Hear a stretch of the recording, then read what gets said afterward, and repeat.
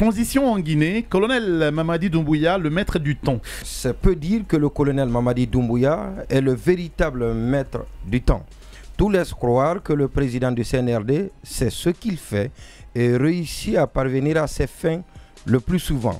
Plus de 2 ans après son accession au pouvoir, suite à un coup d'État, s'il avait besoin de le rappeler, le pouvoir militaire résiste à tout et déroule son agenda sans coup férir.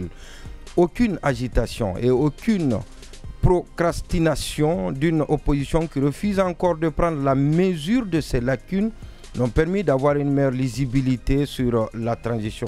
Mais que de procès en césarisme devenu désormais inaudible. De toute évidence, le temps a révélé des évidences. C'est que la transition doit encore demeurer aussi longtemps que cela puisse paraître, malgré les assurances données par le porte-parole du gouvernement, Ousmane Gawal Diallo. Ousmane Gawal Diallo, excusez-moi, ouais. Voilà, Ousmane Gawal Diallo à chacune de ses prises de parole à propos du respect de l'agenda dynamique convenu avec la CEDEAO. Tout cela peut être un artifice qui n'engage pas le colosse du palais Mohamed V, peu bavard, et qui a même arrêté de réitérer les engagements pris à sa prise du pouvoir. Ne pas être candidat lors des consultations électorales à venir. Sauf que qu'on ne sait pas quand est-ce que cela va arriver. La réalité qui crève les yeux et qui s'exprime dans les faits, c'est que le pouvoir militaire n'a aucune envie de se barrer. Il a des arguments pour réussir cette volonté. Du moins pour le moment, il profite bien de la lassitude de la population qui a tout tenté et n'a rien réussi.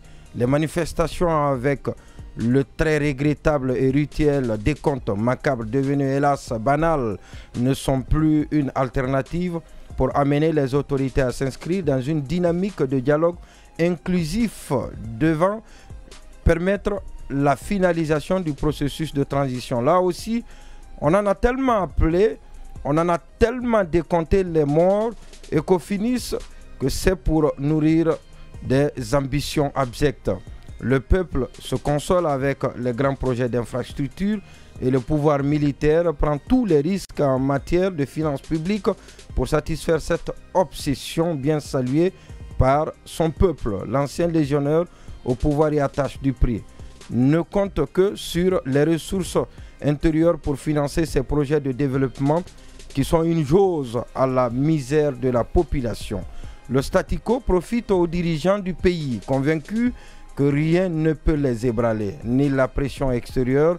La communauté internationale, d'ailleurs détournée par les grandes crises, conforte le soutien de la France à la junte, ni la pression intérieure, car toutes les voix dissonantes sont éteintes, car elles sont pour la plupart inaudibles. C'est alors une victoire à peine voilée. Et Napoléon nous enseigne à propos que le plus grand péril se trouve au moment de la victoire.